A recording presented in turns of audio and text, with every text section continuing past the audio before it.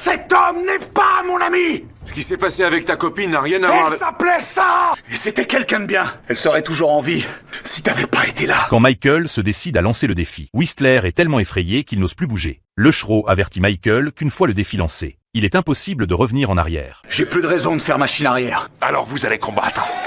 Les prisonniers s'enflamment instantanément d'excitation. L'un des deux doit mourir, Michael ou Whistler. Le Shro leur accorde 15 minutes de préparation. Mais Whistler est complètement désespéré. Lui et Michael n'étaient qu'à un pas de l'évasion. Et voilà que Michael veut soudain un combat à mort. Il se précipite vers Michael pour exiger une explication. C'est à ce moment-là qu'il apprend la nouvelle de la mort de Sarah.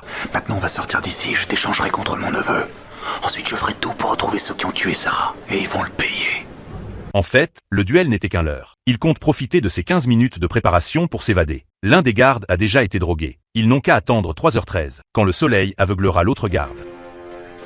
Ils se glisseront tous les deux dans la cellule de Sammy. Les acclamations à l'extérieur sont assourdissantes. Ils en profitent pour forcer les barreaux et préparer leur fuite. Mais, à ce moment précis, Sammy revient soudain chercher quelque chose. Il se cache rapidement sous le lit. Dès que Sammy repart, il déploie immédiatement l'échelle de corde et descende. Cependant, au moment où Michael touche le sol, il réalise soudain que la lumière est sur le point d'être bloquée.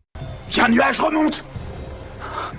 Vas-y, remonte! Ils remontent tous les deux en vitesse dans la cellule. Puis ils se séparent rapidement. Sammy trouve Michael et le presse de se rendre immédiatement au duel. Michael s'approche de le Shro et lui explique que tout cela n'était qu'un malentendu. Ils veulent annuler ce combat. C'est clair que vous n'avez rien compris. J'ai pas envie que ta folie contamine cette prison. Je t'ai donné toutes les chances de changer la vie. Je vous en prie.